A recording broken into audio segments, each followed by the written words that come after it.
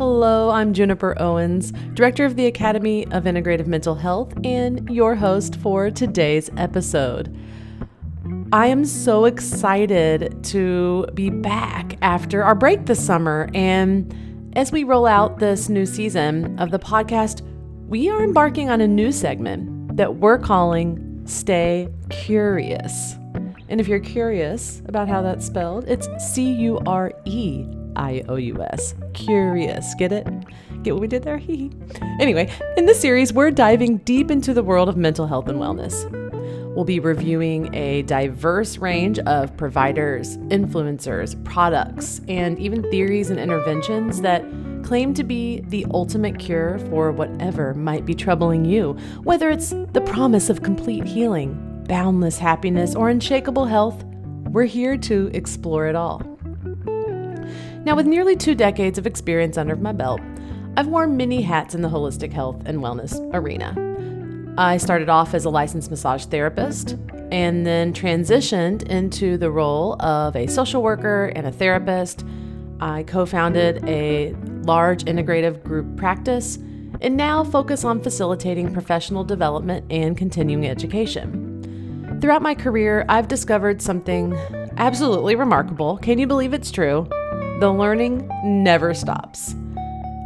I mean, every day I just learn something new, and not only learn something new about mental health and wellness, but also about myself.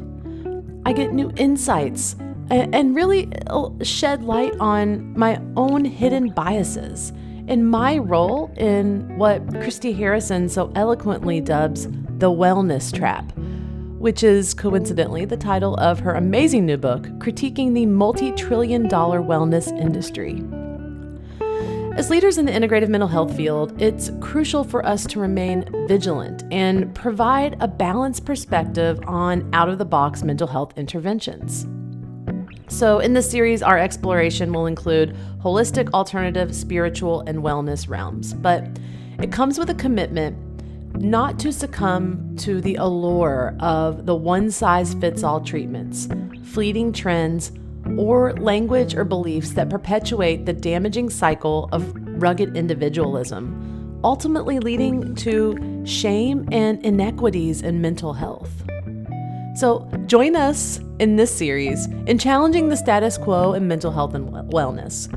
Let's stay curious together as we uncover the truth behind the promises and seek a more equitable path to well-being in the mental health field. Let's go ahead and get started. All right, so today we are going to be looking at Dr. Amen and the Amen clinics. Are they legit, scam, or somewhere in the middle? And should mental health professionals suggest this resource to clients? Like many therapists, I too have come across the Amen clinics in my line of work. I've had clients who've walked through their doors. I've even referred some folks who felt like traditional medication and talk therapy just weren't cutting it for them. Now, before I delved deep into the nitty-gritty of it all, I thought the Amen clinics was just this place where you get your brain scanned, and then based on that scan, they prescribe you non-pharmaceutical supplements. Sounds intriguing, right? But there's a catch. A visit to these clinics isn't exactly light on the wallet, starting at around $3,000 plus travel expenses for some. We'll get more into the financial aspects in a bit, but from my experience, I've just seen so many people in my practice that are just desperately searching for relief from debilitating symptoms. Or they have these perceptions and expectations about how they should feel and what life should look like, often influenced by factors like social media, societal norms, and culture. As mental health professionals, it's not just a good idea, but an ethical obligation to be aware of high-quality, evidence-based referrals that can genuinely help our clients in areas that fall outside of our scope of practice. As integrative practitioners, we need to vet all holistic and complementary referrals and suggestions that we share with our clients. Okay, so I have to admit, I'm a little bummed and somewhat embarrassed that I didn't do my due diligence years ago when recommending the Amen Clinic to some of my clients. But hey, better late than never, right? I've thoroughly researched and scrutinized Dr. Amen and the clinics he founded, along with all his other products and ventures. And in my humble opinion, there are a few red flags and considerations that you could look at if you're going to be suggesting his services or products as a resource to your clients. All right, so what's in store for this episode? Okay, so we're going to dive deep into the world of SPECT scans, which are pretty much the cornerstone of Dr. Amen's theories and businesses. We'll also take a closer look at the Amen worldview. And by the end of this, you'll have a much better idea of whether this resource aligns with your values, clinical orientation, and whether it's suitable for specific clients and populations. All right, so let's get to know a little bit more about Daniel Gregory Amen, who is a celebrity psychiatrist who's treated the likes of Kim Kardashian and publicly worked with celebrities like Justin Bieber and Miley Cyrus. 4 of my patients have 1 billion followers. Justin Bieber, Miley Cyrus, Bella Hadid. And we looked at their brains.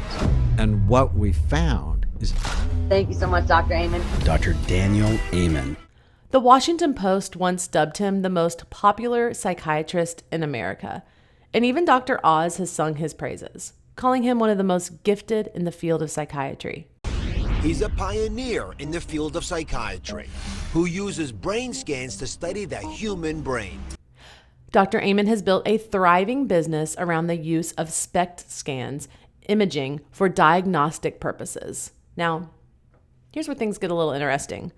The use of SPECT scans has its share of critics among scientists and doctors who question their validity and ethics, especially when it comes to potentially harmful radiation exposure. We're going to delve deep into the world of SPECT scans shortly. But let's first look at some of the products and offerings that Dr. Amen markets the hell out of.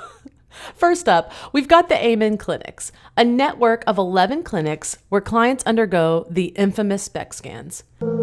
If you've ever seen a starry night sky in the countryside, then you know the feeling of being fully aware and present to something special, witnessing without limits the brilliance of the stars. Now, imagine that a fog suddenly covered the sky.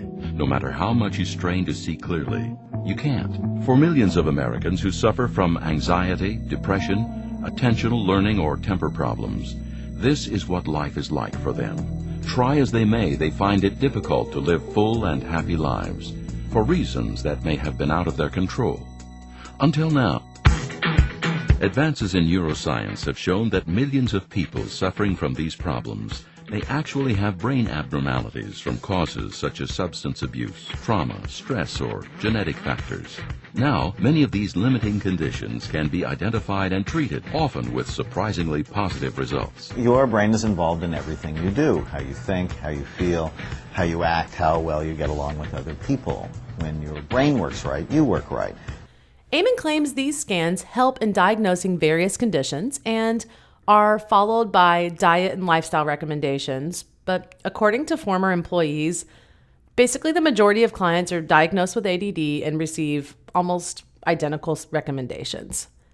Clients also receive supplements and in some cases medication prescriptions, of course, for extra money. Dr. Amen also runs the Amen supplement brand called Brain MD. Your brain is involved in everything you do. It controls how you think, feel, act, and interact with other people. Your brain determines your personality, character, intelligence, and every decision that you make. Your brain is what makes you, you. When your brain works right, you work right. Nourish your brain with science-based supplements by the world's leading brain doctor. Get started at brainmd.com. This line of supplements covers a wide range of categories like memory, sleep, immunity, and superfoods. They even offer a free online quiz to help determine which supplements might be right for you. All you need to do is take a simple quiz. Now, I did some digging into the quality of these supplements. Now, according to their website, they partner with manufacturers compliant with FDA's current good manufacturing practice regulations And they say they conduct independent testing for quality, which both are really good, important features you are looking for in a quality supplement. However, I couldn't find specific details about exactly who their manufacturers are or what the results of their independent lab testing were anywhere on the site. So that was a little alarming to me because those are things I typically look for when researching and evaluating a supplement brand. But in any case, these supplements seem pretty standard when compared to others in the mental health and wellness field. Now moving on, we next have the Amen University, which offers courses for both professionals and lay people. Their course lineup includes gems like Healing ADD at Home in 30 Days.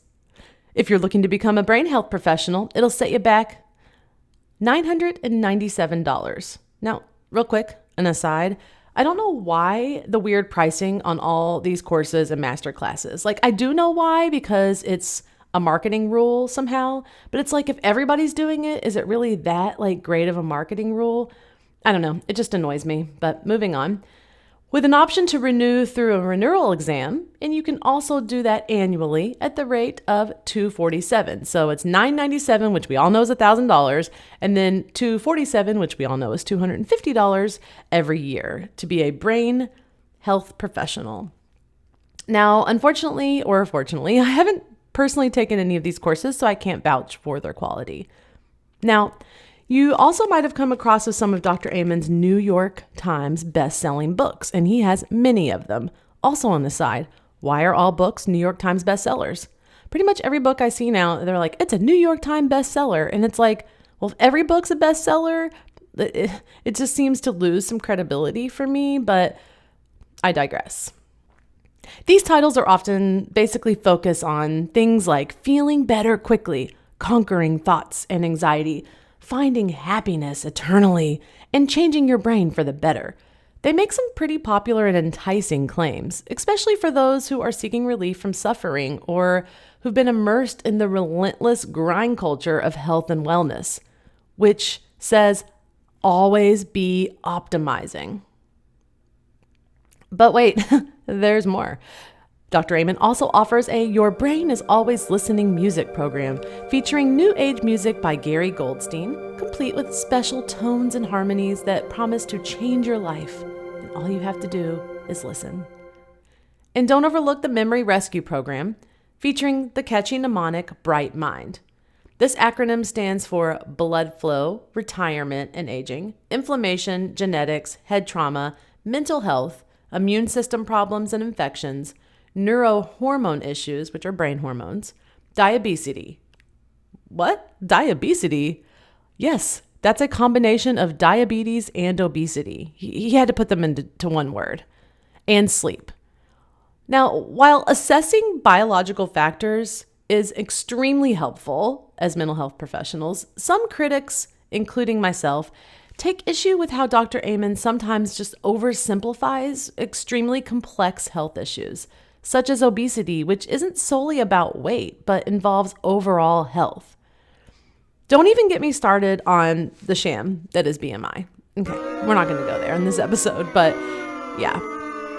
Lastly, Dr. Amen's work has even extended to television. He's produced shows that have aired on PBS like over 5,000 times during their fundraising drives, which has sparked some controversy. Critics like Michael Grecius, director of the Stanford Center for Memory Disorders, have expressed concern that these programs may lack scientific validity. They've even been described as infomercials for Amen clinics. Now, in response, PBS has defended airing these programs, stating that they allow the audience to judge for themselves. So that's just like a brief overview of some of Dr. Amen's products and offerings. As always, it is essential to do your own research and consider your personal needs and values when exploring these options. But I'd still like to take an even closer look at the man behind the Amen clinics. What sparked his initial interest and passion for brain health and the pursuit of what he calls ending mental illness? Well, it turns out a lot has to do with his background, particularly his faith and training. Dr. Amen attended medical school at the now defunct Oral Roberts University. So, Oral Roberts University is described as a Holy Spirit empowered university on its website, with a mission to train students as Spirit empowered leaders. So, what role does this conservative evangelical Christian faith, history, and training play in his work and medical practice? It seems like much of Dr. Amen's career has been influenced by his Christian faith. He once attended the Saddleback megachurch and collaborated with its evangelical pastor Rick Warren, as well as the controversial, but not the worst, functional medicine advocate Mark Hyman. Together, they created the Daniel Plan, a 40-day program inspired by biblical principles aimed at promoting weight loss among the church's congregation. The Daniel Plan is more than a diet, far, far more than a diet. Diets usually include fitness and food. The Daniel Plan also includes focus and friendships and faith. So I'm going to encourage you to get a few friends together. Say, hey, would you like to work through a 6-week program on how to get more healthy physically, emotionally, spiritually, mentally, in every area of life? And we have the resources to help you. It is clear to me after researching that weight loss is a significant focus for Dr. Amen. But things just get more interesting the deeper we look in here. Dr. Amen's recommendations often involve what could be described as lectures about so-called sins like alcohol use, contact sports, or what he deems as unhealthy bad foods. People ask me why I don't drink. Well, I really like my brain, and I don't like being out of control. Plus, I've seen thousands of scans of drinkers, and they're not healthy. I want to live a long time with my brain intact. And while there is some evidence that, for example, excessive alcohol use can lead to medical issues, there's just a tone in his approach that resembles other fear tactics used by cult leaders and dogmatic religious interpretations. It's all about creating individual fear, compliance, and ultimately trust in a leader who claims to have a leader or a theory who claims to have all the answers. I have a nonprofit called Change Your Brain Foundation, and its mission is to end mental illness by creating a revolution in brain health. If we want to reverse this epidemic of mental health problems, we have to change the conversation. It's not mental illness, it's brain trouble. Get your brain right, your mind will follow. And the more you optimize the brain, and brain health is 3 things. Brain envy, got to care about it. Avoid things that hurt it, do things that help it. I mean, that's the answer. Now, here's the crux of the matter. The issue isn't solely Dr. Amen's background as an evangelical Christian or his theological beliefs. In fact, if you're curious, you can check out his YouTube video titled Mental Health Principles from the Bible. But the real concern lies in the broader worldview that suggests mental health is experienced universally across all people, cultures, and environments. This worldview, which includes evangelical Christian beliefs and affiliations, just might not be a good fit for all of your clients. So, as you explore Dr. Amen's work in the Amen clinics, it's essential to consider how these factors may shape his approach and whether they align with the needs and values of both you and your clients. But before we explore some of what I consider the more questionable quotes and ideas from Dr. Amen, let's start with what is essentially the holy grail in the Amen universe, the SPECT scans. An article on science-based medicine operated by the New England Skeptical Society, a nonprofit organization dedicated to promoting science and critical thinking, puts it bluntly. Quote, Daniel Amen loves SPECT scans, which stand for single photon emission computed tomography. And well, he should. They have brought him fame and fortune.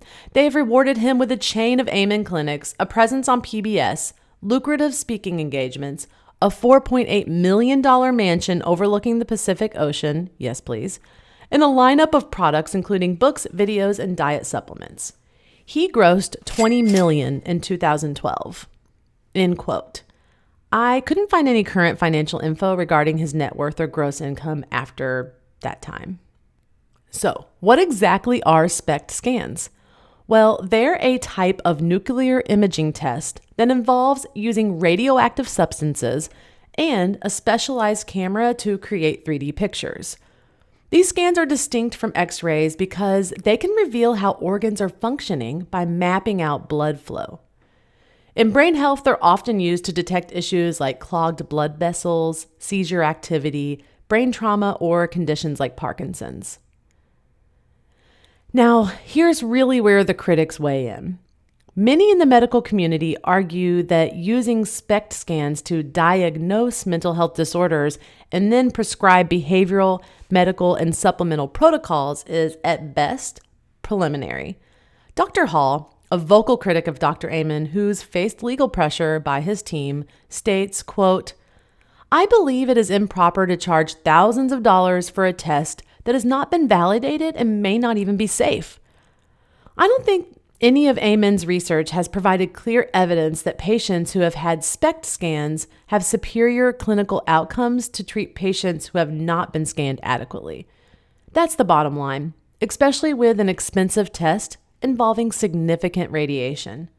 At the very least, he should describe the test as experimental." And in response to Dr. Amen's claims, and also a letter that he wrote to the editor of the American Journal of Psychiatry, the editors responded like this, quote, "Dr. Amen's own publications do not support the use of SPECT imaging in assisting with the diagnosis or treatment of psychiatric disorders. His study of patients who completed suicide includes only 12 subjects. His retrospective study of 157 patients showed that regional cerebral blood flow, as measured by SPECT, predicted stimulant response in only 29 of the 157 subjects. While of theoretical interest, these findings do not support the use of SPECT in clinical practice. Dr. Amen's recent book also offers only anecdotal examples of imaging being useful in the treatment or diagnosis of psychiatric disorders," end quote. So it's clear the scientific community is cautious about Dr. Amen's claims regarding SPECT imaging, just highlighting concerns about medical ethics and informed consent when it comes to experimental interventions. Dr. Amen argues that mainstream medical establishments aren't adopting these treatments due to a conspiracy within the traditional medical establishment, with pharmaceutical companies allegedly stifling potential cures to continue making that sweet cash. And yes, there is obviously some truth to this. But the medical community's hesitation here likely stems from the fact that these treatments don't offer a universal solution and don't have adequate research. Now, there are plenty of incredibly hardworking and passionate advocates of mental health who dedicate their life to meticulous research to promote prevention and treatment, and hopefully cures. I don't think everyone in the medical and pharmaceutical community are diabolical, money-hungry demons, even though I'm sure there are a few, especially on the corporate side. Severe mental illnesses like schizophrenia, bipolar disorder, and PTSD have far-reaching effects, and professionals within the field are continually seeking effective treatments. Like, we all want that. One of us in the mental health field wants that. But if SPECT scans were as effective as Dr. Amen claims, along with his other life hacks and supplements, why haven't we seen documented cases of severe mental illness being reversed or cured? Like, there's just not one in any of the evidence that he provided. And I looked at almost all of his research articles, which was really intense. Now, there is some evidence, only according to Amen's accounts of case studies, supporting the use of SPECT imaging as a diagnostic tool, especially for clients with suicidality and potentially life-threatening conditions. But the medical community at large remains skeptical about its sweeping claims. Dr. Amen's response to his colleagues in the psychiatric community is that they're diagnosing without considering the brain. He calls modern psychiatry a shit show and the only medical field that doesn't look. So he likes to say, well, cardiologists look at the heart and brain surgeons look at the brain, and that gastrointestinal looks at the stomach.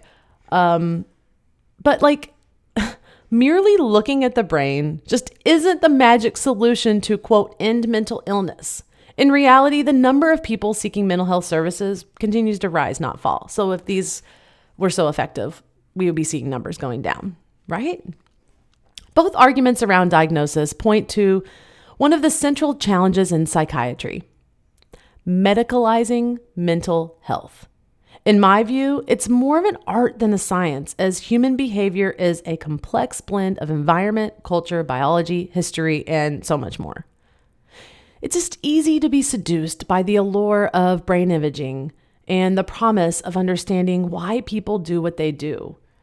Neuroscience has provided valuable insights into the brain's functioning and its influence on behavior. Still, it hasn't reached the point where it can blindly diagnose mental health conditions based solely on imaging criteria, as Dr. Amen suggests.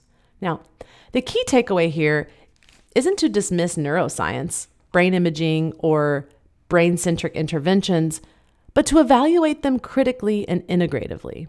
We should ask questions about language, marketing, intended audience, evidence, and validity.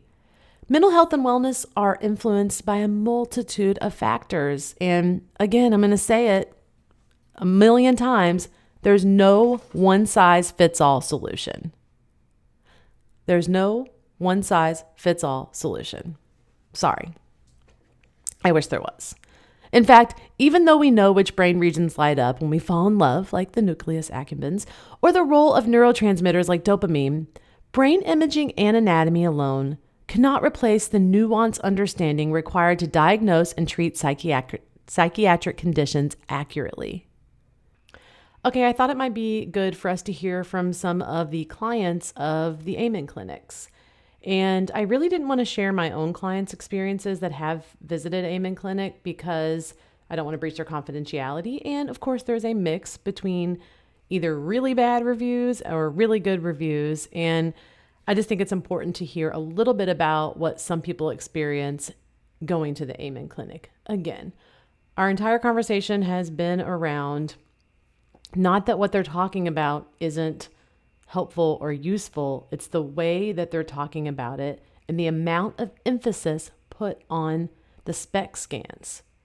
So the recommendations or the ideas or the discussions, not necessarily negative or unhelpful, it's the emphasis on the scans. And I think that I really saw this a lot reviewing some of these Better Business Bureau reviews. Okay, so I thought this one was interesting. My father had me go here 9 years ago when I was 15. Horrible experience that had my family spend a few $1,000s and give me not a drop of help.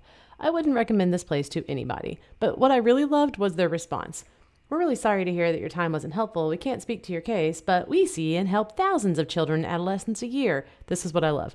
We find patients who are compliant with treatment recommendations have the best success. Compliant with treatment recommendations, like saying you didn't do what we said, and so that's why you didn't get help. You didn't follow all of our recommendations to the T. And then that is what I notice that can be most problematic and also really beneficial to the people selling these services, because they're like, well, it works, it's a cure, but if it doesn't work, it's your fault. I found that pretty interesting. Okay, I'm just going to read a little bit of this one because it's long. Kristen says, Amen Clinics is possibly the most disappointing medical facility I've ever worked with. It's super fake, like how they treat you and the help they give you. My partner and I paid a pretty penny, I'm guessing they're saying, to be told to take some new vitamins, sleep, walk, meditate, everything blank can tell me. And then later on, they say, I had enough of the absolute ridiculousness that is Amen Clinic, so I found a different doctor entirely to talk about how insane it is that people can legally charge you insane amounts of money, claiming that looking at the brain is so helpful to potentially, quote, diagnose mental health concerns. I can see someone coming in with a concussion and this being helpful. An x-ray would be needed, but everything that was being said to me from my doctor reviewing my x-rays felt as though I was being read back my intake paperwork, which is an absolute insane amount of information about someone. I wonder what, quote, diagnosis I would have without submitting all that information. I understand you need both the x-ray and the medical background, but at some point I realized we wasted so much money on people who don't need more money. Unless you have had a recent injury to your head and need an x-ray, I do not advise that you ascribe to this model of thought that looking at the brain gives you more understanding of a mental health diagnosis. Sure, it's interesting, but just go see a psychiatrist or a therapist. It'll probably be cheaper and you'll get the same results, the results needed. Eamon Clinic's response is to lecture this person, that it's not an x-ray, it's a SPECT image. They talk all about the SPECT imaging. They talk about blah, blah, blah. 8 out of 10 times this adding the scan into the review changed the diagnosis or treatment plan. So they just really, really double down on the SPECT scans here. You can read this on your own. And then we have some really good ones, like finding out about Eamon clinics has absolutely made a difference in my life. The attention to detail from blank and personal care have been wonderful. She made it a point to explain how all the systems of the brain work together and how it affects everyday life. Being referred by blank and working with the Eamon clinics has been a game changer in the outlook on life. Highly recommend. That's from Blake. Now, they didn't say that they cure their mental health issues or that they were having, benefits or their goals have been reached. They just said that it's changing their outlook on life, which is awesome. Cool. Blake got great services. Or we can look at, let's look at SOD M. I just did my SPECT scan and was absolutely blown away by the amount of information it revealed about my brain. Blank reviewed the SPECT scans with me and better helped me understand what is going on with my brain and what we can do to make improvements. I was so impressed by his observations and experience that I signed up for weekly therapy calls. Blank was my functional medicine doctor and went into depth with my medical history and blood work. She answered all my questions, we created a plan, and now we're working on the next steps to help me lose weight and get healthier. Eamon Clinic has greatly surpassed my expectations. I had such a good experience that my wife and son are signing up for their own SPECT scan and health eval. So again, this was an eval. It didn't really speak to long-term benefits or didn't really say anything specific about a symptom that has been quote-unquote cured, but this person had a great experience. Now, let's just do one more. I could read these all day. I love reading reviews. They crack me up. My favorite are reviews of national parks, too many rocks, stuff like that. It's just funny, about the Grand Canyon, too many rocks. Anyway, Michelle F. Total scam. I haven't been able to sleep for years. I thought they would help me. All they did is tell me what I already know, meditate and exercise. Oh, and take our ridiculously expensive garbage supplements, which, by the way, I've been doing for 20 years already. $4,000 to tell me to exercise and meditate. Save your money. They scam you for supplements, brain scams. Gee, thank you for telling me I have a few TBIs and I'm not functioning well. That's why I came to you in the first place. These people are pure predators. No wonder the Yelp reviews, and no wonder every other doctor I talk to about them scoffs when I say the name. Okay, that's just a few. I think it's important to hear from what other clients are saying. Again, there is some really good reviews, and some people that say they're getting help, and there's a lot of reviews of people that feel that they have been scammed, specifically by the promises of the SPECT scans. Again, a critical perspective is essential when evaluating claims about mental health, especially when they rely heavily on brain health or any other single theory, emphasis, or methodology. Questions like the language used, the intended audience, and the quality of evidence must be considered. It's also worth noting that the power of the placebo effect is real. And trust me, it's real for my own self, and I use it in my practice. But because the belief that a treatment will work can have a significant impact on outcomes.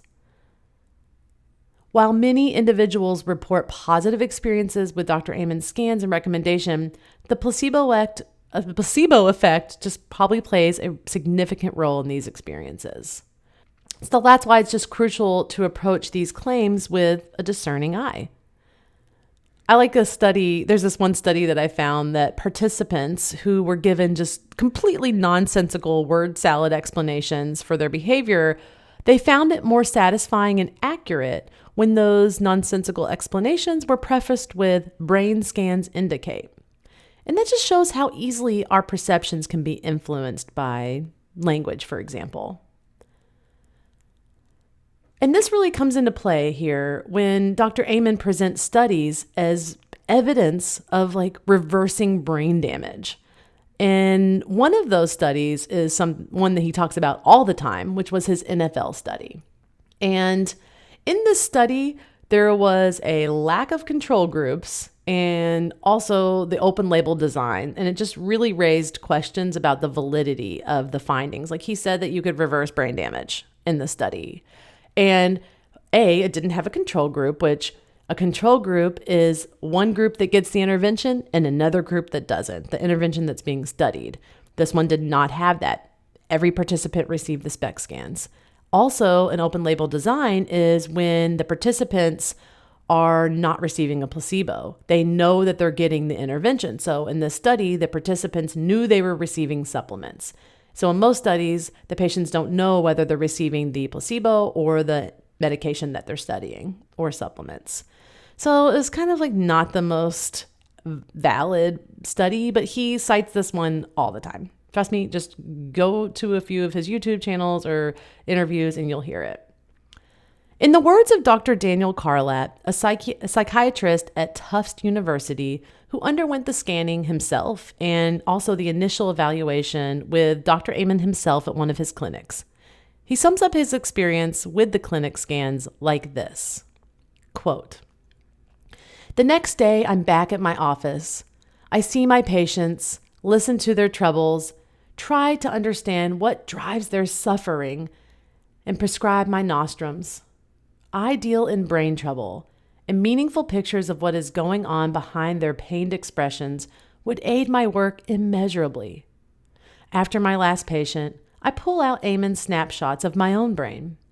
My journey through the land of functional neuroimaging has helped me to understand how spectacularly meaningless these images are likely to be. Most neuromarketers are using these scans as a way of sprinkling glitter over their products so that customers will be persuaded that the pictures are giving them a deeper understanding of their mind. Ultimately, the progress in mental health and wellness will be made by patient and methodical researchers rather than entrepreneurs looking to make a quick buck." End quote.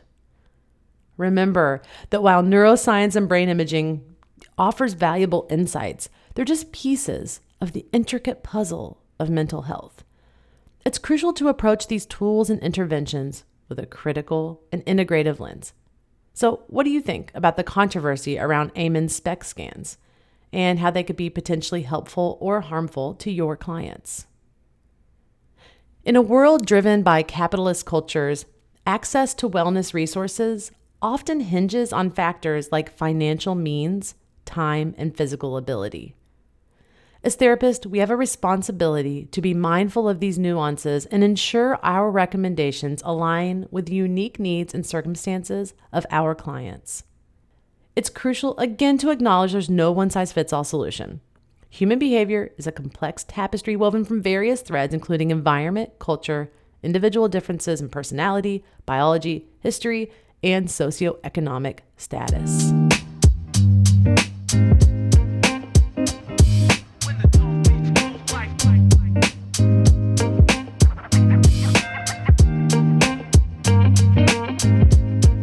All right, listeners, we are neck deep in this in-depth examination of Dr. Daniel Amen's teachings and the intriguing world of brain health, and the often wild claims that brain health can basically end mental illness. Now, in the previous segments, we explored the nuances and contradictions in Dr. Amen's approach. So let's get a little deeper into the language and methodology he employs in his noble quest to revolutionize mental health. So as I scoured the internet, delving into Dr. Amen's media appearances, podcast interviews, YouTube videos, and a lot of research on his website, I actually found myself grappling with sometimes both agreement and divergence in our perspectives.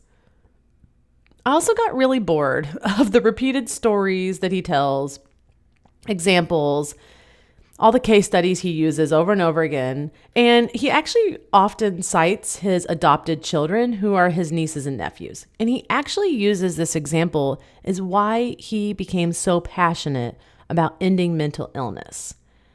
Now, I'm not sure performing research and making theories on family members is ethical or at the very least, it's like a boundary violation. And at the end of the day, just can skew research.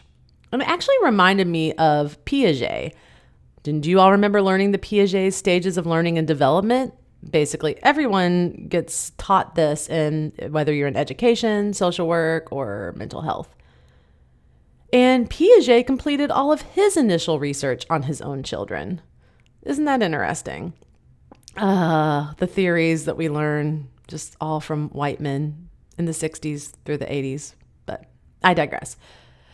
Dr. Amen's primary mission, he claims, is to end mental health.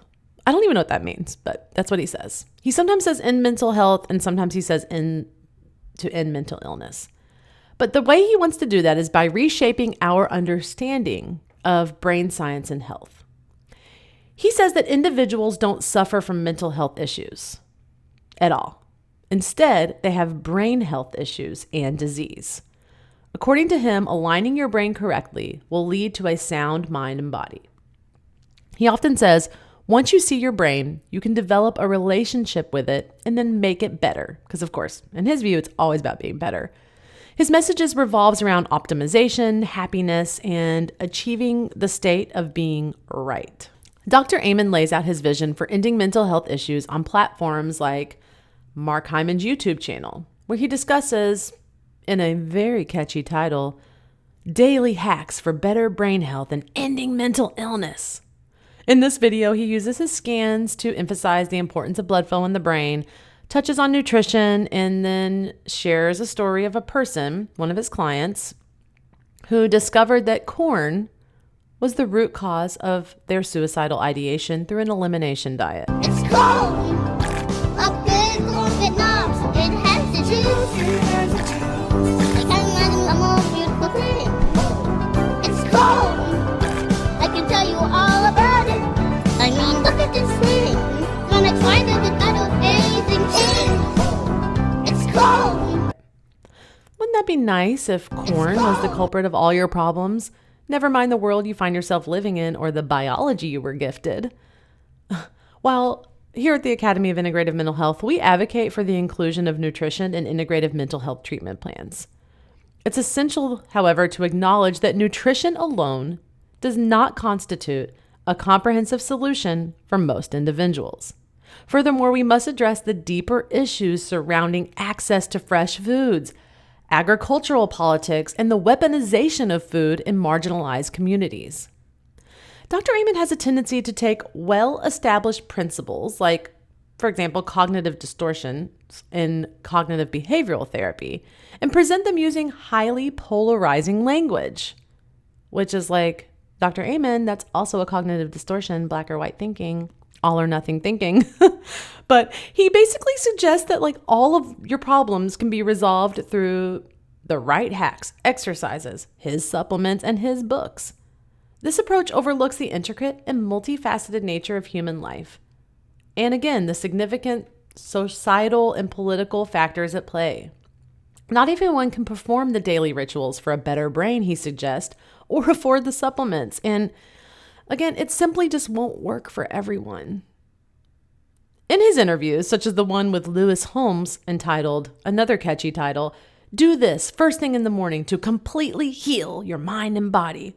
Again, completely heal in all caps and do this in all caps. Dr. Amen employs storytelling as a compelling tactic to support his claims, which he usually does, even when they may be contradicting or place blame. He frequently repeats certain stories and fails to credit well-established concepts like CBT again, which existed long before his ANTS program. Okay, so he has this entire ANTS program, which we all know ANTS are automatic negative thoughts. Like I knew that before Dr. Amen told me about it. And then he tells a story 1,000,000 times that his house was infested by ants. Yeah, his house was infested by ants and that he had to get some like poison to spray the ants and get them to go away so his house wouldn't be infested anymore. And like he had some brilliant idea that this was like a metaphor for automatic negative thoughts ants. So he started bringing like a poison spray to his office to use this as some kind of like metaphor for his clients about that you have to kill the ants. Like you have to get rid of the negative thoughts. We need to kill the ants. Automatic negative thoughts, right? And it's like, okay, that's a cute story, but my sense is that like that probably didn't happen. I mean, it's cool. It's a smart metaphor. We use them all the time in therapy, right? Like, I don't know why. It just annoys me, but I have no reason why. Actually, his stuff around CBT and ants is not so bad. And he does emphasize that it can't just be like all positive thinking. He says that. He says he recommends like realistic thinking, but then in the purview of his realistic thinking, everything's positive. So I don't know. Just seems like lip service, but. Whenever you feel sad or you feel mad or nervous or out of control, I want you to write down what you're thinking. Just write it down. And then you ask yourself, is it true? Can I absolutely know that it's true? How does the thought make me feel? Who would I be without it? We turn it around to the opposite. And research has shown that this one simple technique, learning how to not believe every stupid thing you think, is as effective as antidepressant medication. That it helps people lose weight. It improves their work productivity and improves their relationships. One particular claim caught my attention during an interview on Dr. Hyman's YouTube channel. Dr. Amen discussed gender differences in the brain, which led him to write a book for women. He says that the brains are wildly different. So I wrote a book once called Unleash the Power of the Female Brain. And I did it because I have 5 sisters and I have 3 daughters. And the female brain is just wildly different than the male brain. I'm not even sure we're the same species. It's that different. And there's a study from Canada showing that females have 52% less serotonin than men. And that's the neurotransmitter that helps you feel happy, that helps you feel positive. But a significant meta-analysis that I found in 2021 challenged the popular discourse about distinct male and female brains. They basically debunked that there's like any difference between the two sexes' brains, except for maybe like a mild size difference, but that didn't really mean much. Oh yeah, and I also took a look at that study because I thought that was really interesting because 56% more serotonin, that was an interesting number to me. So I found the study that he was talking about, and let's see, it was in 1997. Many of our listeners weren't probably even born in 1997. So I kind of wanted to see what subjects they were using. So in this study that he was citing, and here's, again, what we find interesting is he says the book about women. He says that the brains are super different. And then he cites one study and then says, here's why you need to do hyperbaric oxygen chambers or use nutrition to help with your serotonin production. And then bases on a study and then says like a lifestyle recommendation, which is fine. It's fine. We all give lifestyle recommendations, right? But it's like, it just seems shady. I don't know. Okay. So the subject, basically there was 8 male and 7 female subjects. And that's not very many people to test to make a claim. That's 8 male and 7 female subjects. And basically their criteria was that they have good physical and mental health and that they do not have any Axis 1 or Axis 2 diagnosis or their first degree relatives. So I thought that was really interesting because they're testing people in this study that have no mental health diagnosis, nor did their first degree relatives. But yet the people that Dr. Amen is most likely talking about treating most definitely have an Axis 1 or Axis 2 diagnosis. So I'm confused on the inclusion of this study or using these studies to make these sweeping claims. Okay, I'm done. I promise. I just really like to look up research studies and see what they're about. Is that weird? I think that makes me a huge dork. So this just, again, raises questions about like, what was his purpose of emphasizing gender differences in this context? To me, it looked like to sell a book.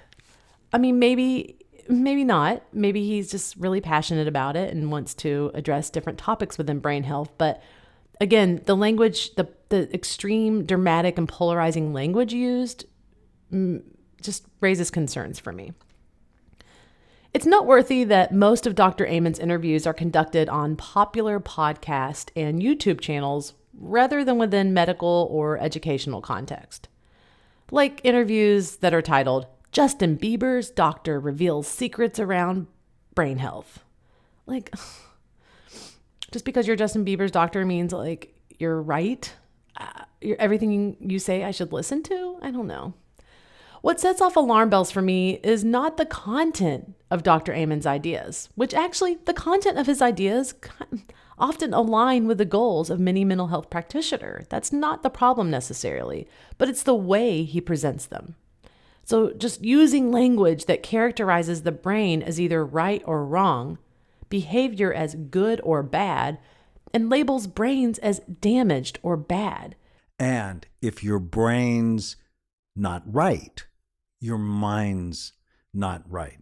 And their brains are very damaged. So if your behavior is so bad, you end up in a cage. Is this good for my brain or bad for it?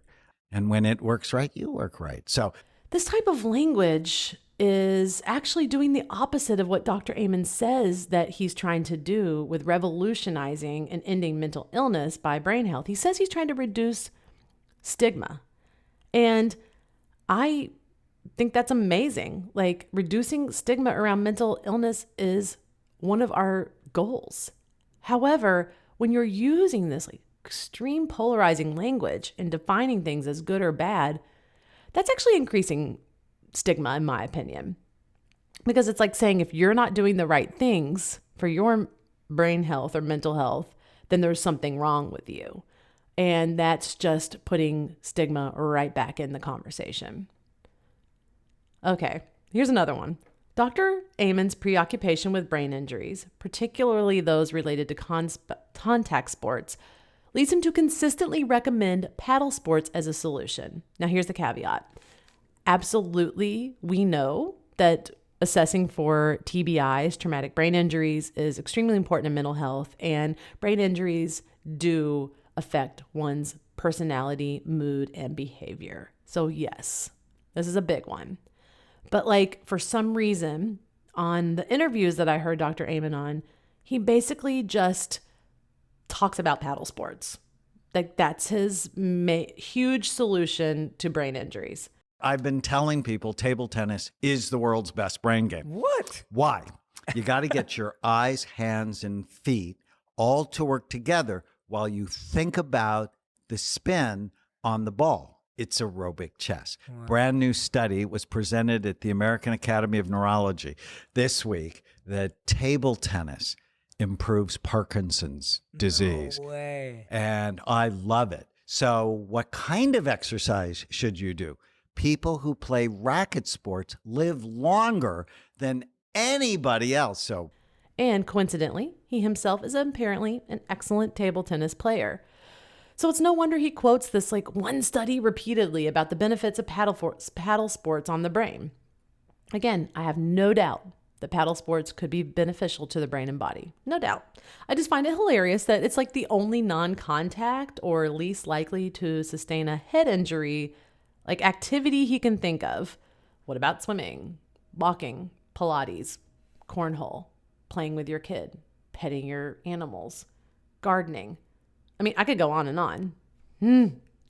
So it's just little things like that. I don't understand it. Why only provide one option?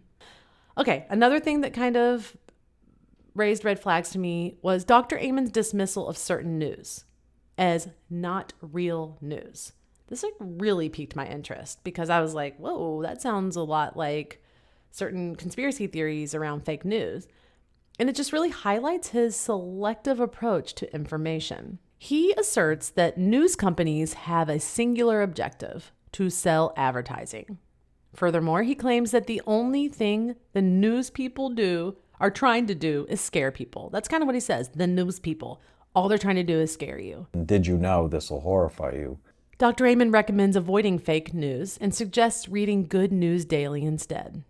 Now, honestly, his viewpoint holds some truth.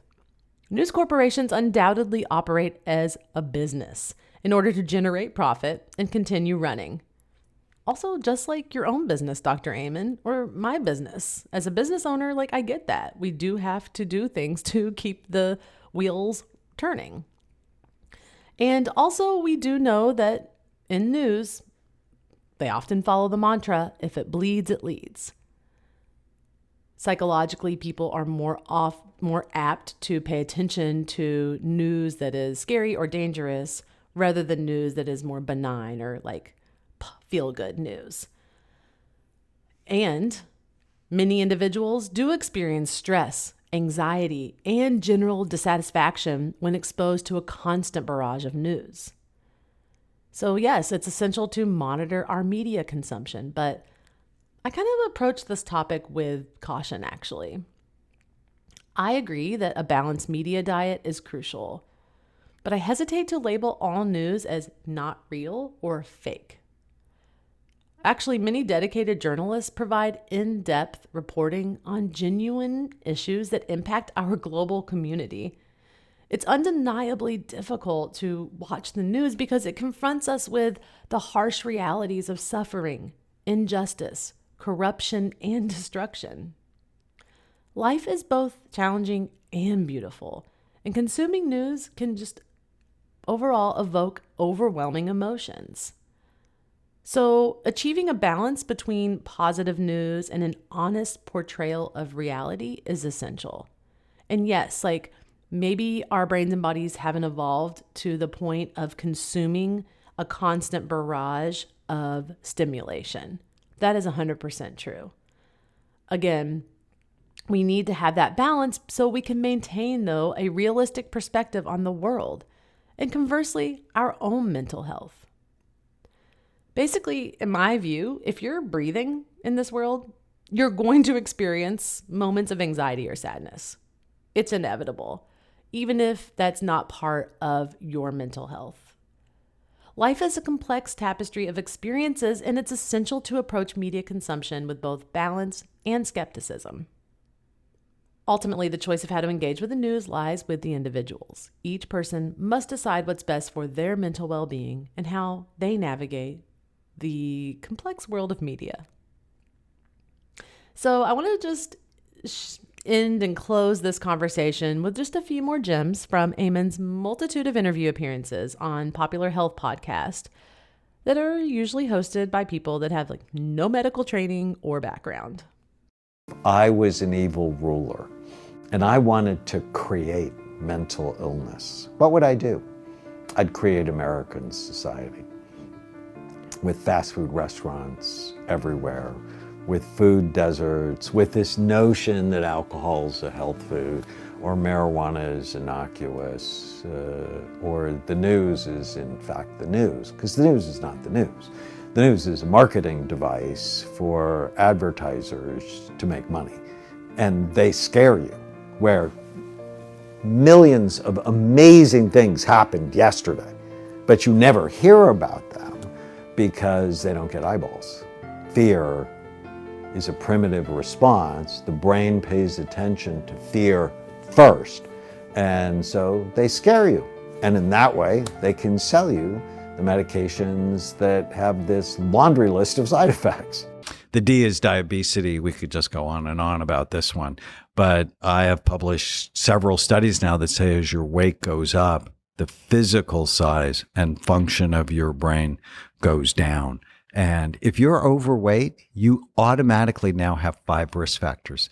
All right, so in that clip, we heard Dr. Amen talking about the evils of society, which, fair. And then he, though, instead of talking about all of the factors of society that are harmful, like inequity and racism and all of those things, he then decides to focus on the obesity piece, which again is that whole idea that's demonizing the individual.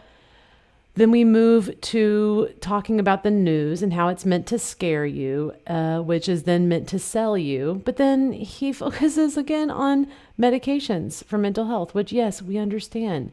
Not all medications are helpful for all people. But it's, again, see where I'm talking here? It's the language and it's the way that it's being just basically distributed or conveyed. Did you know 23% of women between the ages of 20 and 60 are taking antidepressant medication? That's insane. You were not born with a Prozac deficiency. It's because our brains aren't right. Our habits aren't right. We have no love, honor, respect for the brain. I mean, here we are in this incredibly beautiful place in LA where homelessness is skyrocketing. And people don't know 50% of people who are homeless had a significant brain injury before they were homeless. So you can do whatever you want from a societal standpoint to help the homeless, but if you don't help their brains, you're not going to help the situation. Okay. I really appreciate that here Daniel Amen says something about homelessness. Now, he's prefacing it with a study that I did look at, and in that study, they did find that houseless individuals were like 56 or some kind of high percentage in the 50s more likely to have a TBI than non-houseless population. And then further in the study, they also discussed that they really couldn't discuss correlation and causation. So that they couldn't tell that if you were houseless, you're more likely to have a TBI because of the conditions that are present when you are a houseless individual, more likely to sustain a head injury by being assaulted, something like that. Or is it that they couldn't decide if you had a head injury and then that's why you became houseless? And see, this is again where I think Dr. Amen and I's perspective kind of takes a fork in the road, because in my view, it's not as simple as let's not really do anything with society. He's like, don't throw money at these social programs because they don't work, because these people's brains are effed. And basically he's saying that until the brains get right, we've heard this mantra, until the brains are right, people won't act right. We just got to get the brains right and then everyone will act right. So it makes me think that the only solution to societal issues is to fix individual brains. And see, to me, that doesn't seem feasible. And also it doesn't really match the theories that I've learned about behavior and society. A person is in the environment. You cannot treat them as though they're in a vacuum and they don't have all these other factors to contend with. And so, yes, thank you, Dr. Amen. You brought up housing and homelessness, because that's a field that I have dear to my heart. It was one of my very first fields in social work. But I think that by saying that all you have to do is fix brains, and that's what we should be doing, it seems like it's kind of missing the mark there, even though I think it's an important component. Yes, I think that individuals should be supported. But to say that that's going to fix the social problem, I hesitate to start to stand up and cheer and become a brain health professional for $1,000. Also, if it's so amazing and it's so important, and this is your mission and goal in life, like, why aren't you out there doing it? Like, why aren't all these programs sprouting up in the city that you live in, or that you're doing your interview in LA? Like, why aren't you out there, like, funding this stuff? You are a millionaire, multi-millionaire. Like, why aren't you funding it?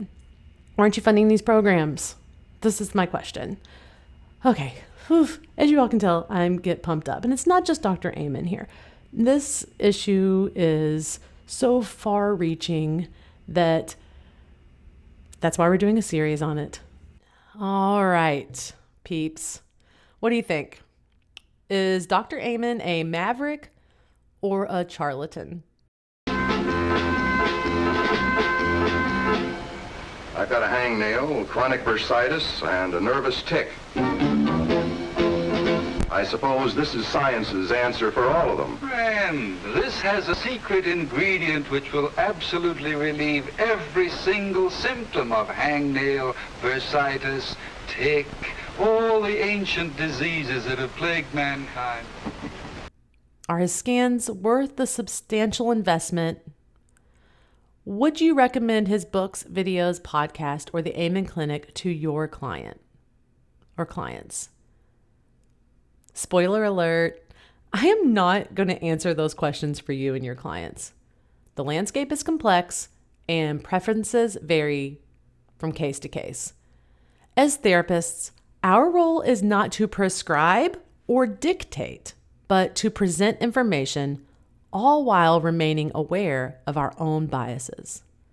While some individuals may find value in Dr. Amen's approach, feeling empowered to understand their brains as he suggests, it's essential to recognize that his methods lack robust scientific validation. His emphasis on reducing stigma and supporting those who struggle is commendable, and I truly believe that Amen does believe most of what he says. But it's crucial to avoid falling into the wellness culture trap. This trap perpetuates the idea that only the wealthy deserve wellness, promotes quick fixes, and places undue blame on individuals. Dr. Amen's claims of preventing, reversing, or even curing mental illness raises skepticism. Evidence supporting such sweeping assertions is lacking, and promoting these ideas actually can lead to false hope, increased shame, and self-blame when expectations go unmet. Again, mental health is a complex journey, and again, there's no one-size-fits-all solution. We must consider multiple factors both within and outside of the individual when addressing mental health. Okay, everyone, let's just take a nice deep breath. Let's come up for air because that was a super deep dive. And hey, let's remember to stay curious, question boldly, and embrace the complexities of mental health and wellness. That's it for us today. Hope that you enjoy this new segment. Would love to hear from you. Please hit us up on all of the links and things like that. Check out our website. You know what to do.